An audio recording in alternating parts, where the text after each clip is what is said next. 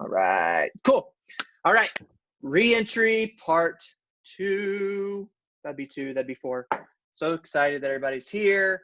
Got to hear a little bit of what reentry is looking like for some people as everybody's all over the country. And so just excited to have this conversation. But Shammy, you said you guys actually had services. You guys are in Indiana and Yes. You had some services last week. What did that look like? Because one of the things you said was something about your leaders. I thought this was really interesting, a cool strategy. So can you just share some of what you guys are learning and what that looked like?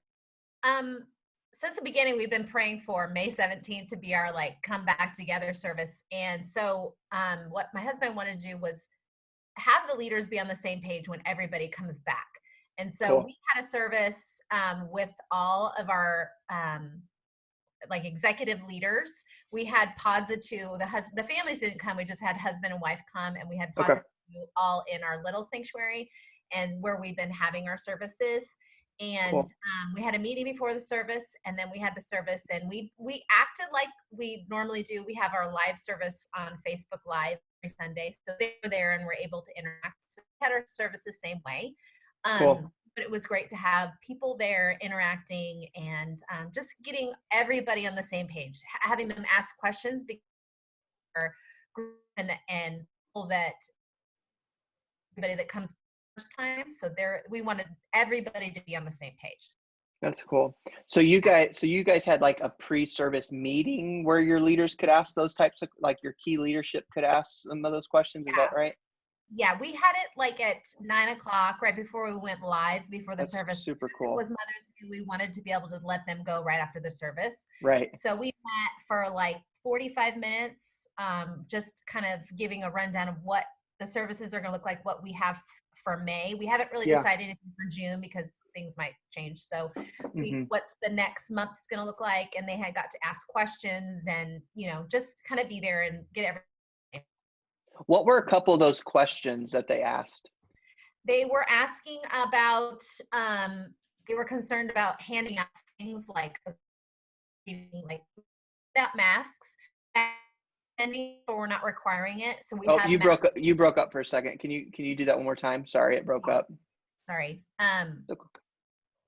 So people were asking about masks. Okay.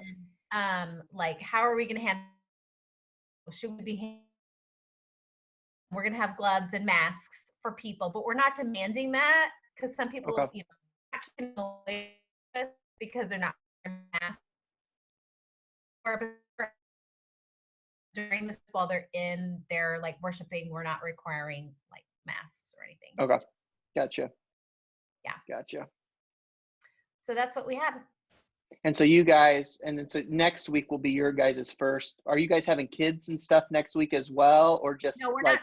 We're not having youth or kids on Sundays for the month of May.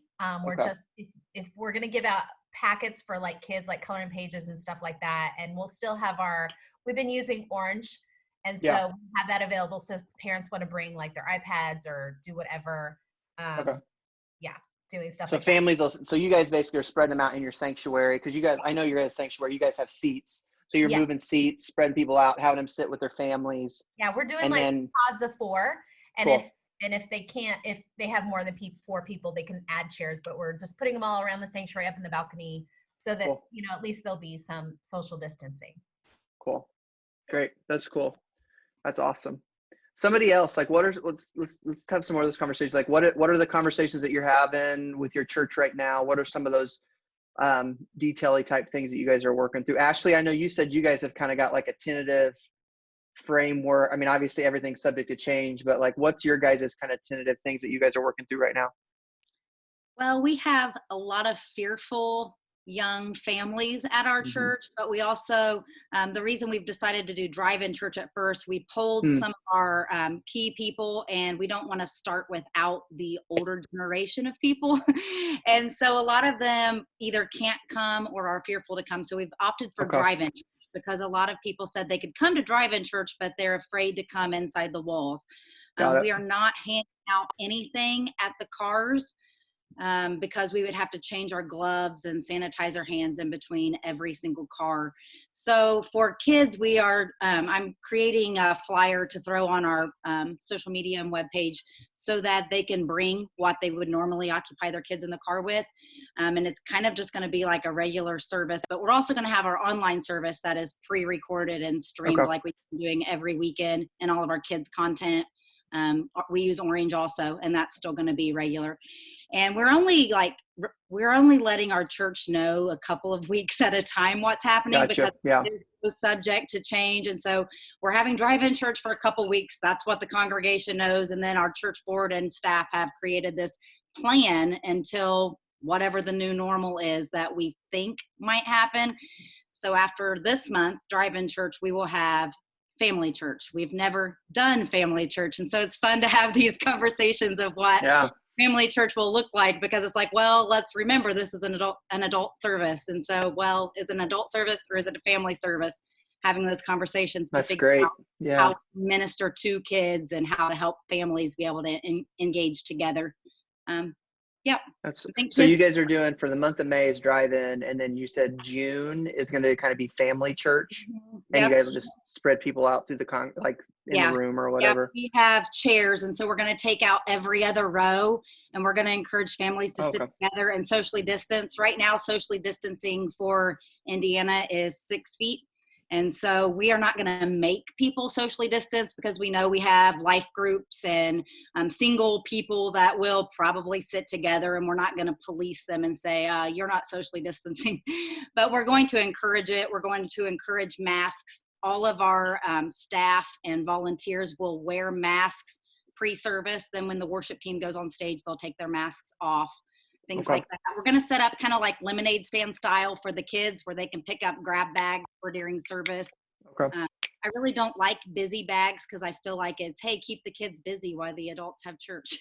But we're going to do like kids bulletins and throw in some fidget things for the kids to have a couple of kids songs worked in. And it works out really well, because for the month of June, we have a worship series. And so we're going to just interact the service songs and teach families how to worship together. So that's super cool. That's great. What are those, as you guys have been wrestling with family service, like what are some of the things that you feel like you're learning about that conversation? Because like you said, hey, this is new for us. Like it's different from just doing adult service to doing family service. Like what are some of the things you're learning from those conversations?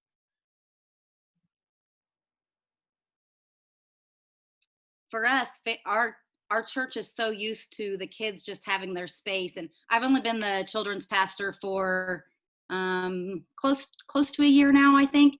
And it was kind of considered childcare before I came in. And I nixed that really fast, because I'm not paid to do childcare. I was the daycare director before I was the children's pastor, and that was childcare. That's awesome. So making sure that kids are ministered to. If we're doing a family service, then we need to be doing an object lesson during the message to get the kids' attention. And we need to have a song that they're familiar with and figure out how we can get parents engaged. I saw Stephanie Freemeyer made a really great informational sheet for families, and she shared it on Kidsman page on Facebook. So I'm finding these resources that people have already made and adapting them for our church and what works for us. Don't spend so much time trying to create new content, because there's already so much out there. Yeah, for sure. Ashley, I wondered what you were putting in the kids bulletin. How are you using the bulletin as a way to engage kids in the worship service rather than just keep them occupied? That's something I'm still figuring out. That's awesome. I have a month. That's awesome. Does anybody already do a kids bulletin that they might be able to speak into that? If not, it's totally cool. But if that is something that people have done, or because I appreciate what you said, Ashley, of like, there's a difference between trying to engage the kids in the service versus just keeping like busy bags. That's awesome. I never heard them called busy bags, but I like that. The busy bag is I was actually having a conversation with, actually right before this call, I was on a call with somebody else, and we were talking about that. Like, that philosophy of busy bags, and is that, you know, it's a good conversation for sure. Cool. Somebody else, like what's Reentry looking like with you at your church right now? What things are you wrestling through? Do you guys, is there plans right now, or is it all still kind of locked down? Like, what's it look like? So we at Connection Point, we are continuing our live services. We're staying strictly live for our adults and kids and students. And we're kind of telling the congregation it's a month to month, but really the plan is probably not till August, really doing a full, we're back open type of thing. With us being, we're the largest church in our county, where we're drawing like 4,000 people. We felt a pretty big responsibility of not potentially drawing a lot of people in that could transmit COVID. And so, and we were kind of already doing online for the past year, so really we're investing in that. So we were pretty prepared for going virtual. And now for students specifically, we're just thinking through what does that look like. We use Orange, and so we've been posting the Orange teaching videos and having our small groups engage in that stuff on a weekly basis through questions on Zoom or whatever their virtual format is. And so now our kind of conversation is what does it look like for us to kind of take our students online ministry to like the next level, if you will. And so filming our own stuff, whether that looks like worship or just fun game stuff, or teaching videos, kind of making a full service that they can watch as a small group or just as individuals.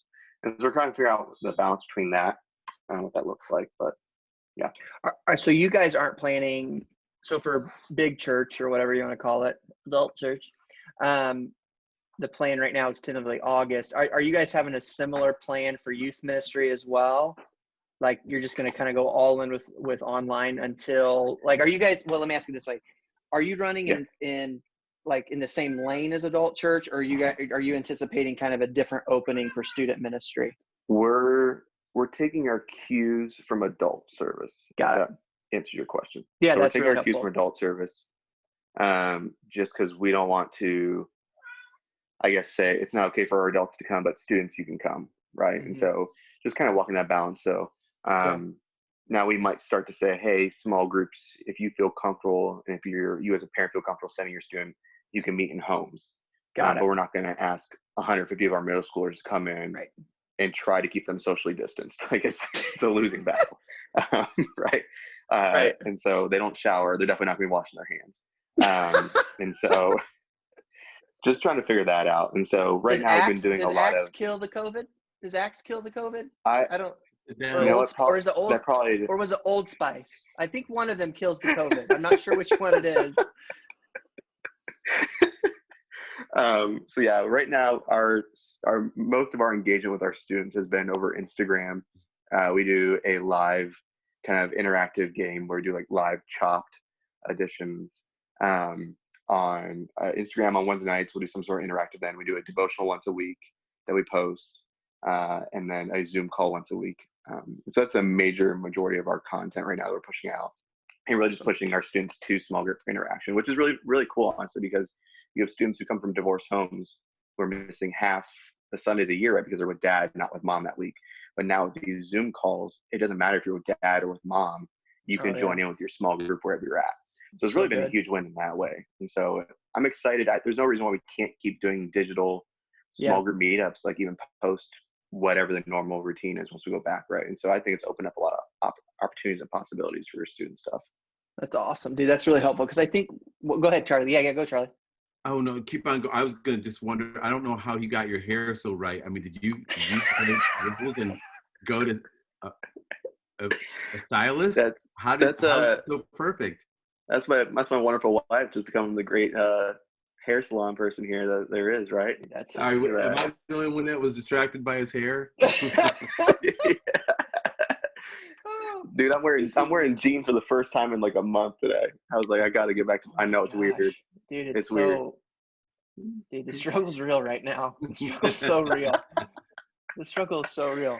What I was gonna say was, I think you bring up a really good point, and I've seen it, a lot of people talking about it, is this idea of like, we're not just going to flip the switch for physical gatherings. So what does it look like to keep the best of the digital as well as the physical space things? And so, and I think that's true in kids ministry as well. I know our kids team is processing that as well, of like, okay, what is it about our kids ministry digital space that we really want to keep, because it actually is serving and filling mission?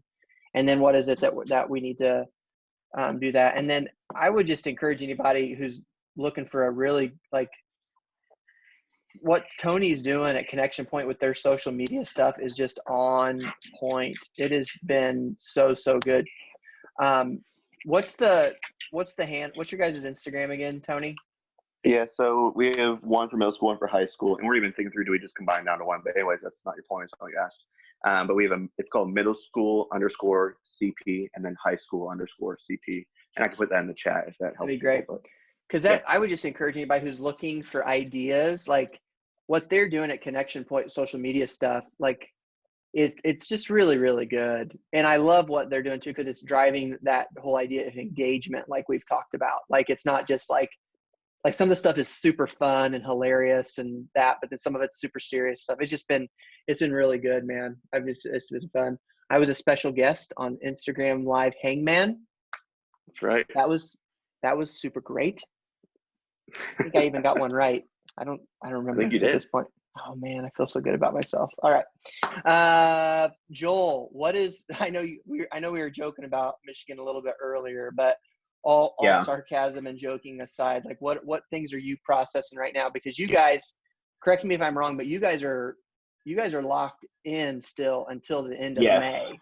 Until the end of May. Stay at home for sure. We are full stay at home, no travel between residences. Wow.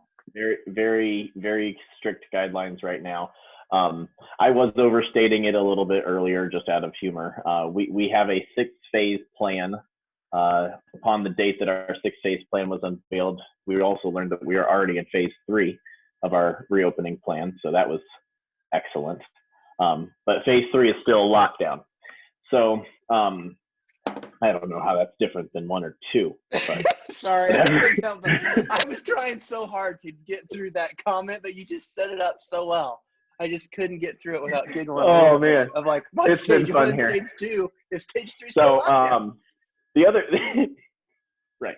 The other interesting thing about where I live, Michigan has been subdivided into different regions of Michigan because some are so rural, they can really just be open now and have no ill effects, and others are very urban. Our county has been put with Detroit Metro, and so our county will not open up until Detroit opens up. Even though we are a rural community, our county has enough population that is considered part of the same region. So we are looking at a longer term. We're probably not going to be able to meet in person until July or August, even the beginnings of that. So we just had our first drive-in service. We've been doing videos and all of this other stuff up until now. We still did a kids video and a youth video in the morning, and we're doing all of our everything else throughout the week, our Celebrate Recovery, our midweek Bible studies, our Thursday night prayer. All of that is still happening over Zoom or over video. But we decided it was safe and it was legal for us to have drive-in service. We checked with doctors and nurse practitioners and law enforcement professionals that are within our church to make sure we had all of our bases covered. Set up everything so that as people drove in, they got handed a packet of, activity busy bags for kids, as well as I know, the best we had. Dude, you're awesome. Bulletin with all of the words for the songs in it. And so everybody, it was just, only stuff was handed toward people. Nothing was ever handed back. So there was a one direction. So there was no cross-contamination of forward and back motion. Every worker was masked. We had parking attendants to do a checkerboard pattern in our driveway or in our parking lot. We split from our church is normally one service. We had 2 services. We asked everybody in the first half of the alphabet to come to the first service, second half of the alphabet to come to the second service, just a completely arbitrary way to split it. So we didn't have everybody decide to come to the first one. And so doing all of that, we still Facebook Lived it, but we had more than 75% of our church congregation at our church present Sunday morning. So that was really exciting to be able to see people and kind of talk from a distance and wave and all of that. We're going to be doing that at least through the end of May. We're probably going to be doing that into June for some time, and we plan on doing 2 services for the foreseeable future until we're completely able to be open back up 100%, just to be able to have less people in place. We plan on doing the pods of chairs once we are open back up for families, just so we can keep the social distancing for a time and to decrease the size of our congregation during those times. So that's kind of our plan, but we're playing it by ear just to see when those benchmarks are met in our state, so that we're not going further than we should be at any moment in time. Right. Yeah, and that really is a lot of the theme I'm hearing from people like inside the Wesleyan Church and outside, is that idea of like this gradual lead in versus like flip the switch. We're running kids ministry, we're running nursery, we're running all those things. Like that is a pretty consistent framework that I'm hearing from lots of different people.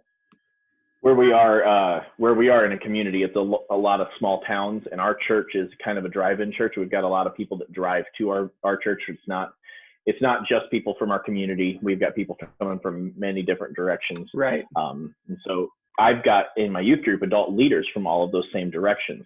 And so once we're able to start meeting as small groups, or maybe for the beginning of the next school year, I'm going to be asking my adult leaders if some adult leaders that are 15 minutes north, if they would host a small group of people and do a Facebook Live or Zoom call into their group, and then they can have like small pods of face-to-face youth group. Oh, cool. Yeah. And just broadcast to each of those locations. Cool. So I've got adult leaders 15 minutes north, 15 minutes east or west, 15 minutes south, and and then my house, and just have 4 locations for our youth group, and just have students go to those locations rather than everybody come to one because of not being able to do that quite yet. So that's cool kind of the plan for youth group. It's just a matter of when we do that.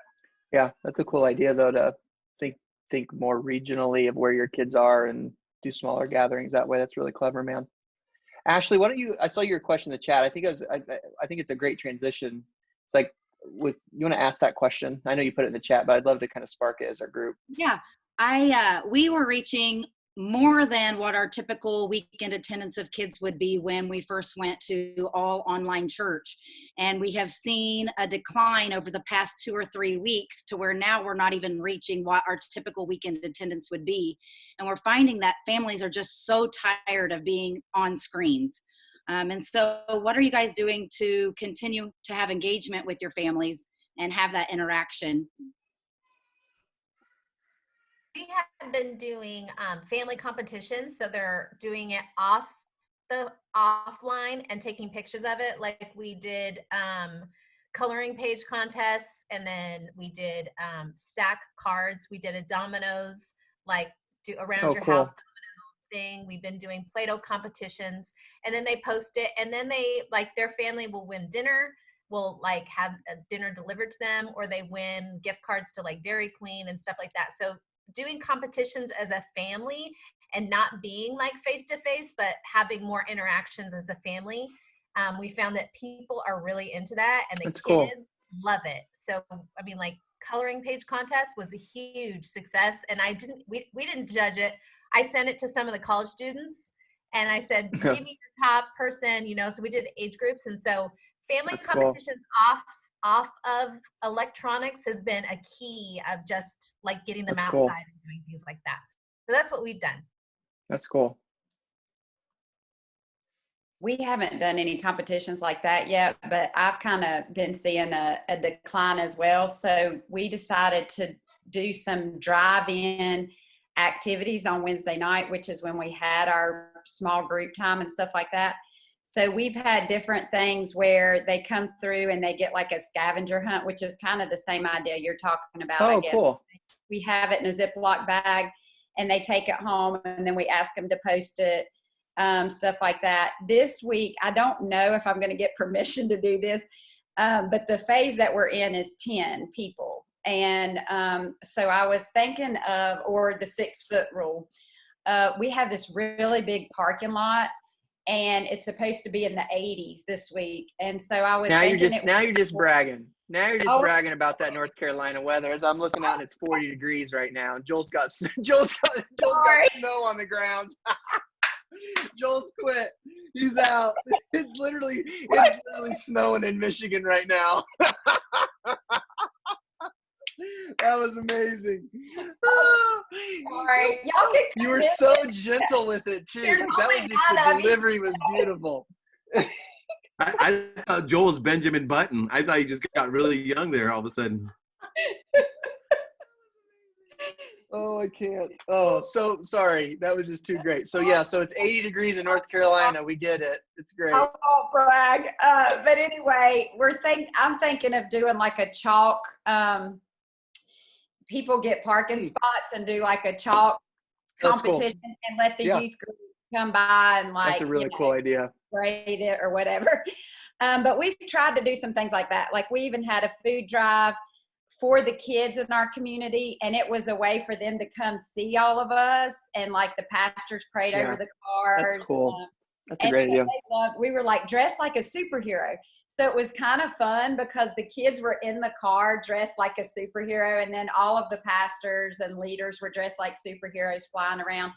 And I mean, it was 5 minutes, but parents were like, that was so awesome to see everybody. So we're trying to just be creative with that drive-through. That's a cool idea. I have a question for those of you who have done drive-through. We've kind of shut that down, that idea, just because I don't think we have the space to do that. But for kids, do you see a lot of families come to the drive-throughs? Those of you who were talking about it, I think there were a couple that were talking about drive-throughs. Or not drive-in. Maybe I'm saying the wrong word, like a drive-in service.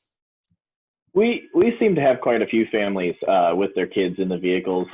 One family that has 7 kids, they pulled their van in. They got parked in the back because it was such a big van, and they would block the view for everybody else. All their kids just climbed right on top of the van and sat on top of the van for the whole service. It was like 45 degrees, and they're all sitting up there with blankets. Oh, and wow. So yeah, the kids were enjoying it. Some of the kids, I mean, they would sit in their cars and color. Or my kids had toys with them, but we shortened the service because we knew kids would be there. But we encouraged families to sing together in their cars, and families were there. So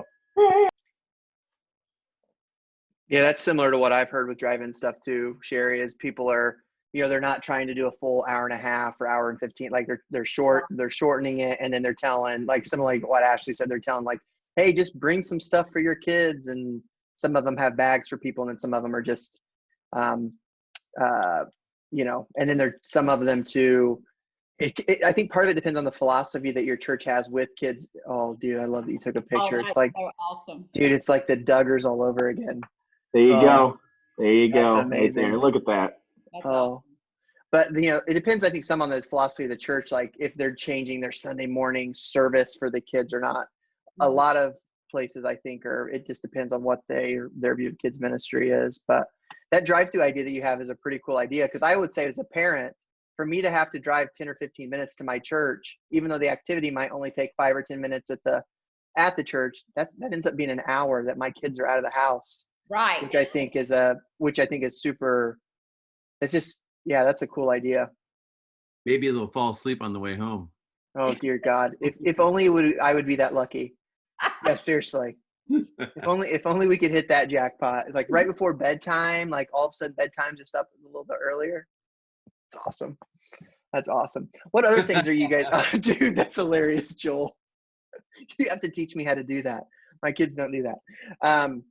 What other ideas have you guys been doing? Because I'm hearing that a lot too, of just people are going like, hey, it seems like everybody's kind of getting Zoom fatigue, or there's just some fatigue. Like, what other things are you trying, thinking? Maybe if it hasn't even worked, but you're like, hey, here's what I'm thinking. Here's what I'm wondering.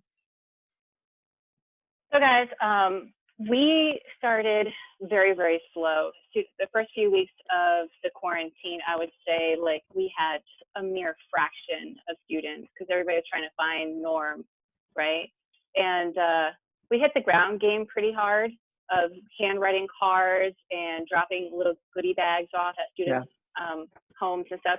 But that's not a sustainable plan, because that gets expensive pretty quickly. And when you're in a rural community, it takes a long time to just drop off 5 bags. It's so true. It's like it's so 20 true. miles for the scoot up this mountain around the bend, right? Oh, that's funny. So it's really hard. Now, I saw like an increase immediately following that, but then like, what am I supposed to do that every single week for every single student? It just, I can't, you know? So it fluctuated a lot, and then it kind of took a little bit of a nosedive.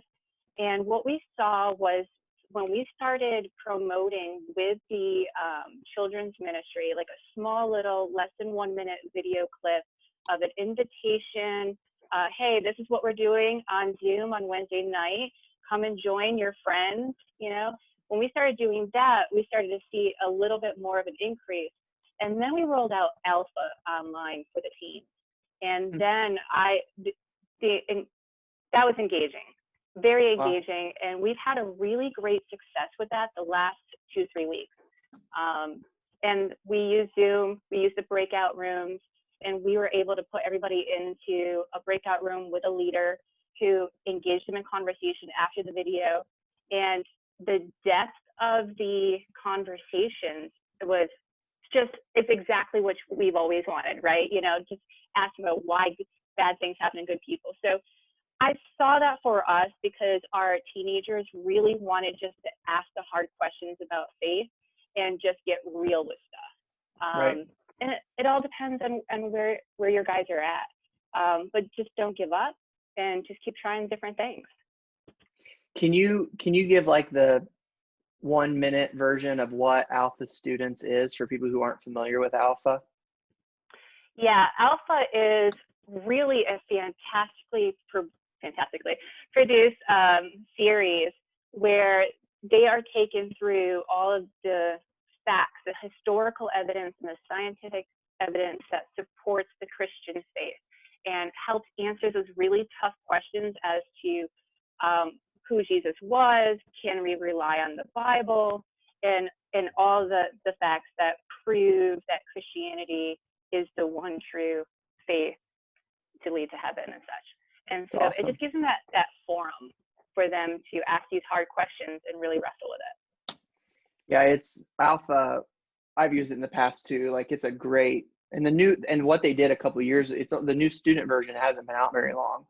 It's a 13-part series for video that you can do too. And so the student deal, it's always had great traction with adults, but the new one they did for students is super cool. So if anybody's looking for a cool deal to do with their students during this time that's a little bit more focused, like it's a pretty cool thing to check out for sure. And the great thing is with that is that they've included like a way to do the Alpha weekend. Is normally you would take students and you go away for the weekend. Instead of that, we're just going to do like 3 hours online on a Saturday one day, where we break and do fun games with each other for some really cool prizes and tickets to events coming up in the fall.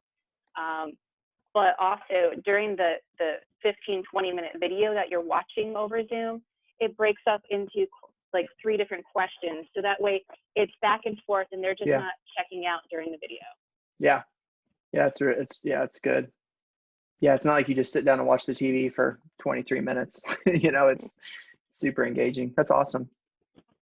Anybody else? Like, what other things are you seeing that have been helpful? Go ahead, Sherry. I have a question for Ashley.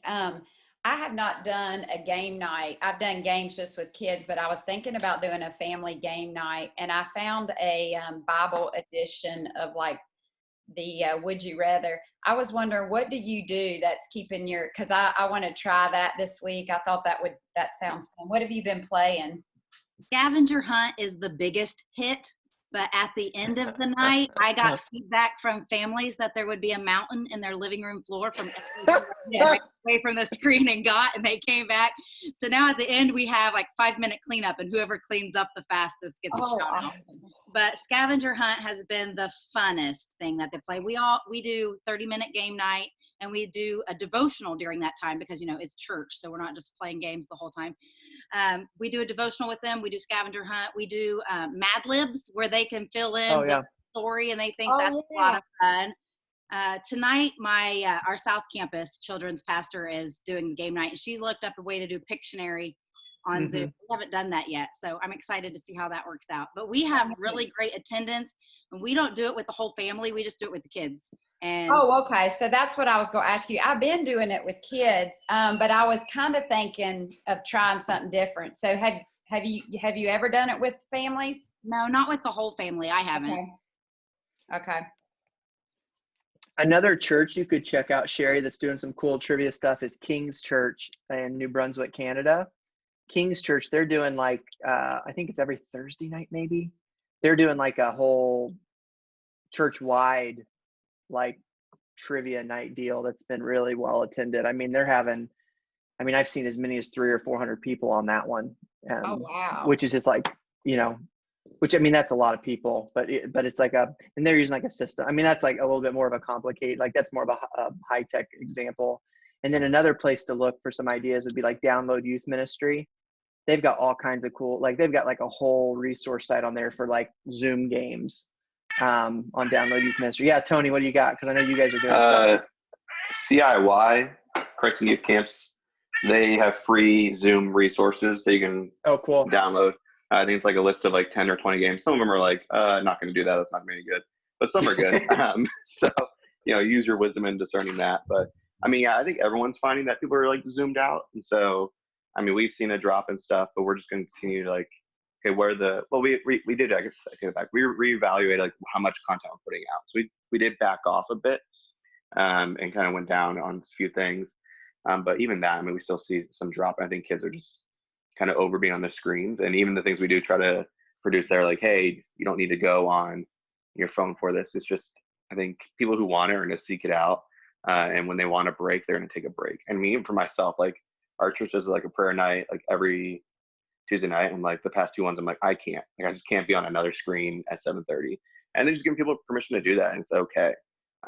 Let them kind of take care of themselves in that situation, but also use their discernment. Like, are they taking care of themselves or are they starting to drift? And so kind of have to walk that balance beam figure out.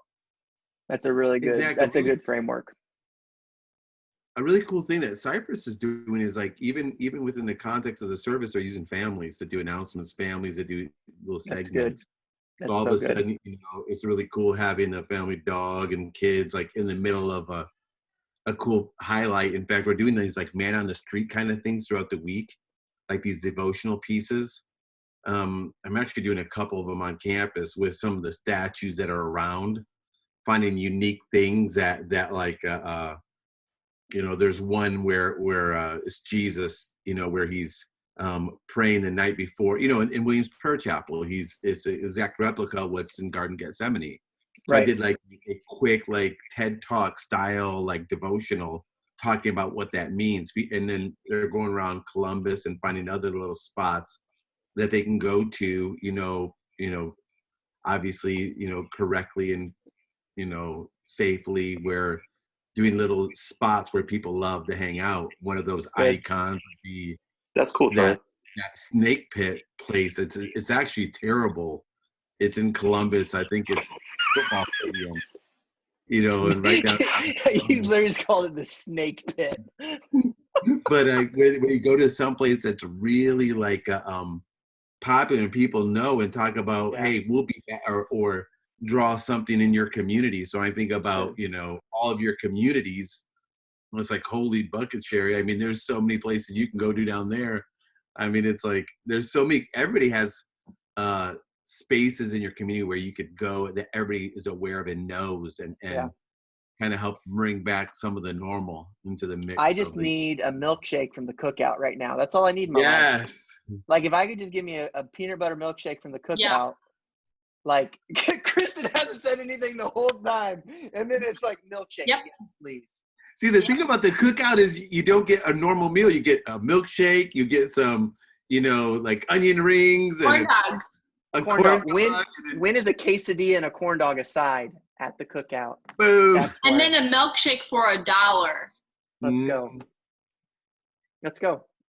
I'm getting my car right now. I will drive around Kentucky and Tennessee to get. I'll just drive through it. I'll find a new route. Oh, anyway. No, but I do think, all joking aside, Charlie, I think you bring up a good point of like even changing our location of where we're doing some of these Zoom call things. Well, like people are wanting different, like we got to break the mundane. Yeah.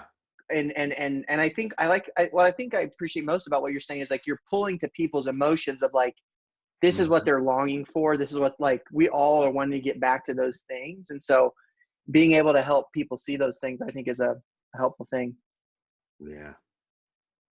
I was going to say, I have done a Zoom field trip, and those were, were really fun because we're in a rural area. So we went to like a farm of one of our congregation people. Yeah. I went to a bee. I went and put on a whole bee suit with awesome. with like billions of bees. But it's a 16-year-old girl at my church that happens to have bees. Like that's such a good idea. Murder bees.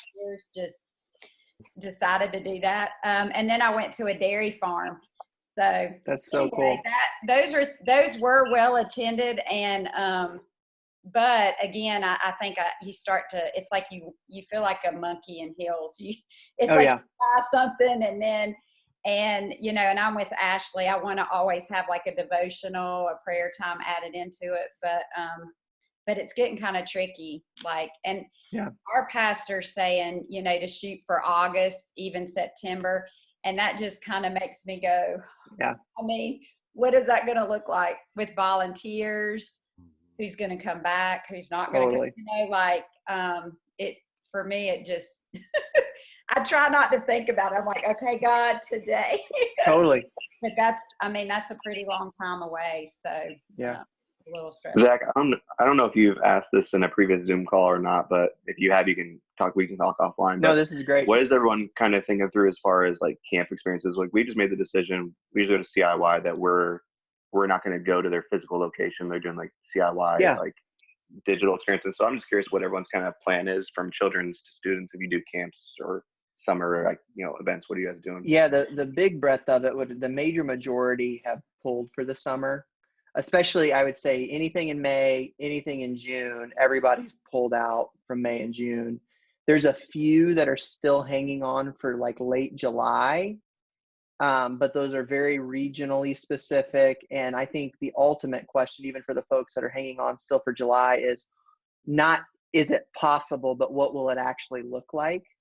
Because like, even if you're, let's say, you know, like I'll just use Indiana, for example. Indiana's not a great example because we might be open by then, but like, depending on where you're at, even if you're open, you know, I will use Indiana. Holcomb's even said, even after July, if we're open, it's still 6 feet of social distance. It's still going to change how you do meal prep. So it's like, even if you have a kids camp or youth camp in July, you're still going to sit 6 feet apart for meals. You're still going to have to, if you are doing an overnight, you're going to have to change how your bunks are. Then it comes into the psychology of what parents are going to send their kids to that type of a camp. And I'm not saying that, I don't say that as like, oh, they're being irresponsible. I'm just saying, like, as a parent, I have to process, do I feel safe sending my kid in a social distance camp? So, you know, NTS is canceled for the summer. I was just talking to somebody else today. It was another big one. You said CIY, I know has pulled. So, I think the general consensus is that everybody has called it and are pointing towards the fall. Charlie, I don't know if you want to jump in of what you've heard, because I know you're doing some unique options things that you're offering people, but like, are you hearing other things? No, we had a meeting today. Actually, CIY hasn't pulled yet in July for my view, but they probably. Okay. But can I share something really quick? Yeah. So this is literally. What we've been talking about, and I know Tony, hot off the presses.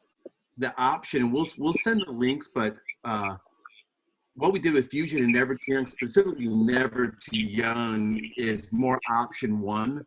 Can you guys see that okay? Yep. It's a little small. But, option one is those live stream events that we can produce from the TV station. So for example, if it doesn't matter where you are in the country either. Charlie, can you make it bigger? Okay, let me make it bigger real quick. I'll expand it. Shammy, I don't know if I can or can't. I don't think so. Can you when that's ready, can you send it to me so I can post, or actually you can post We it? haven't sent it out to anybody yet. I just literally got it from the in-house design. That's So fancy. You're the only people who can see that. But yeah, you can. Hot off the presses. Make sure you post it too. We will. We'll post it quickly. Shammy, can we just post it with this group really quick? Yeah. Can you throw in the chat there? So Yeah, you should be able to put in the chat, and then it'll. We're getting a lot of people that are like, we still want to do something. So the using the TV studio with our bands and like we can use like Pauline, if she wanted to do use that, she could do all the talking. We could have students be a part of all the interactive stuff. We're just using our resources to send it out and giving it more of a studio feel, like with live music that's together. And so that's number one. The number two, which is getting a lot of traction, is a one-day outdoor like event, almost like classic old crusade, where we just drive into the parking lot. We just set up our gear up. There's no overnight housing. There's no food service unless the location wants that, and do a full service crusade style event. And then the third option is, we are getting churches and camps that want July. We actually have quite a few that are asking for late July. And so Shammy's way better at this than I am. So you can see like this? What, yeah, very well. Okay. So we can see number one and number two. If you go down to number three, it's like, you can see that's more the traditional. But the thing is, it's all a resource. All the resources. For example, right now we're working with 2 universities to do this. I was contacted by 2 universities. How can we do the live stream? And so we're actually working with them on even they're doing it from IWU, but it won't be from IWU. It'll be from their place. So if, for example, like Tony wanted to do something like that, it would be your church. It wouldn't be IWU. Or we'd figure that part of it out. So we're just using our resources to be able to do interesting kind of live events, and the Never Too Young is a template. Actually, we had 4 different churches do 4 different unique elements, and we're going to go with one specific format that was actually the most responded to. But as far as music, teaching, connection, worship, prayer, it allows for all of that stuff. So and again, the live one-day option is getting a lot of traction too. People are really interested in that, and it's a resource. So we don't need, it's not like we have to sign a contract. It's a free resource to the church, and we're doing that for the church, which is what youth ministry event is anyway. So it's always. So that's kind of where we're at with that, Zach. I appreciate it, dude. Yeah. But so we can go back and look at those Never Too Young ones and Fusion. It's like you get like the flavor of that. So good. A couple other resources I wanted you guys to just be aware of as you're processing. Pauline, she posted that Lead the Cause. If you're looking, that's another option. If you're looking for something for the fall, the Dare to Share Live is another great opportunity for students that you can host at your church. And it's just a licensing thing that it's completely decentralized for your church, which is amazing. If you're looking for a graduation resource, I actually just had a phone call today. Greg Steer, who's the executive director for Dare to Share, they're putting together a whole graduation service that they're going to post. And so I'll be sending you guys information on that. So just if your church isn't doing something for graduation and you wanted to figure that out, how to do some watch parties and stuff, that might be something for you to consider. Our Fuel homepage will be up this week with all of our Fuel video stuff from a couple weeks ago. So that's another resource for you guys to continue. And then obviously we'll keep posting stuff like crazy for in our Next Gen Facebook group. And like I always ask every call, like if you guys are seeing stuff that's helpful, please throw it our way, because we'll continue to post those things. And Kristen is a wizard at getting those things where people will consume them. And we've got a really cool resource actually from Dr. Carl Eslack, DS Carl, that is, there's 4, like, he basically is saying, hey, I see these 4 things of like a reset in your church, a reopen. We talked about these 2 weeks ago. I shared that. Kristen has built that resource in a way. And Kristen, are we posting that one today? Or are we emailing it today? What are we doing with that? It was already posted to the Facebook group, the Next Gen Facebook group, but I haven't Boom. Okay. So be sure to check that out, because just even as you're processing this reopening stuff, I think what I appreciated most about Carl's article is it gave some good language, I think, to what we're all processing. And so it doesn't have like a lot of this, like you're going to do this and you're going to do this, but it gives some really good, consistent language that I think, and asks some really great questions about what we can ask for our ministries. And again, Kristen made that in a way that's just super helpful to digest. And you can find that in that Next Gen Facebook group as well. And so there's tons more resources coming. So cool. Anybody have anything else? I know we're a little bit over today, but. I realize this isn't going to be the most popular idea in the whole wide world, but it was something that was very life-giving for me this last week. I opened a 45-minute period of time where some students and I could meet together on Friday night over Zoom and do just a prayer meeting as part of a 24-hour, 7-day-a-week prayer cool. experience that was started right after Easter and is going through Pentecost through a group that's called New Room Conference anyway. Cool. And I opened that up and I wasn't sure anybody would show up because it's teenagers on a Friday night on Zoom. It's all the things they don't want to do. And I had 4 or 5 students show up, which is about 25% of my group that's been showing up anyway. And they were so engaged. They loved it. I had one of them, her internet got kicked off. She came back about 5-6 minutes later rather than just giving up on the whole thing. And cool. A couple of days later, another student asked if she could have the prayer slides to help guide herself in prayer through the rest of the week. So cool, dude. So I realize, like I said, not everybody's going to engage in that. And we were talking about engagement when I thought of that. This isn't something that I did to have more engagement. This is something I did for their own spiritual life. Feel free to think outside of the game. Good, Feel free to think outside of what's going to engage the most people. Sometimes you might need just to lead people deeper, and it's not going to hit everybody, but it might be what some of them need right now. Such a good word, bro. Such a great place for us to call it good. Let me pray for us, because that's such a good word.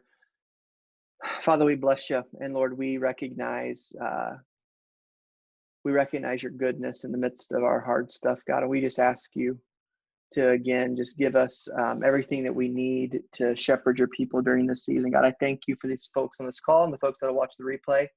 And Lord, just pray a unique blessing and favor over their life. Pray for endurance. Pray for perspective. Pray for perseverance. And God, even that you would meet them exactly what they need as a human being. As they're trying to pour themselves out, Holy Spirit, would you fill them freshly today? Fill them with ideas. Fill them with hope. And most of all, fill them with more of you. Give them a fresh dose of your Holy Spirit. Holy Spirit, rest on them uniquely. Breathe life into them. I thank you for my friends and just pray blessing on them. In your name, amen. Amen.